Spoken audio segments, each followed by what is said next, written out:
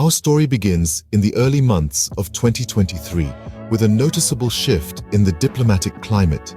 Israeli Prime Minister Benjamin Netanyahu, historically close with Russian President Vladimir Putin, began to reassess this relationship. A series of developments, including Russia's involvement in Ukraine and the use of Iranian drones, led to a strategic shift in Israel's stance.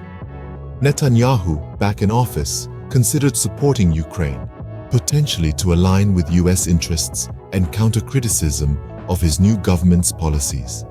This decision was influenced by a reduced Russian presence in Syria, the looming threat of Iranian weapons, and strained relations with the Biden administration.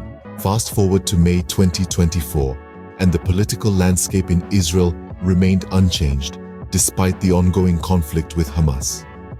A political stalemate persisted, centered around the attempt to oust Prime Minister Netanyahu. The bloc led by Yair Lapid was on the verge of forming a government before the violence broke out. However, disagreements over coalition partners and the involvement of an Islamist party hindered progress.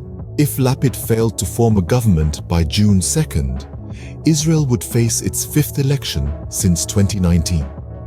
Nonetheless, the conflict with Hamas did not significantly shift public opinion or political dynamics in Israel. Polls indicated that Netanyahu's Likud party did not gain much political advantage from the conflict, highlighting the challenges and divisions within Israeli politics. In the midst of these tumultuous events, Secretary of State Antony Blinken took a firm stand on the Israel-Hamas conflict. He condemned Hamas attacks on Israel, expressed unwavering support for Israel, urged Israeli restraint to protect civilians in Gaza, and advocated for a two-state solution for Israeli and Palestinian states.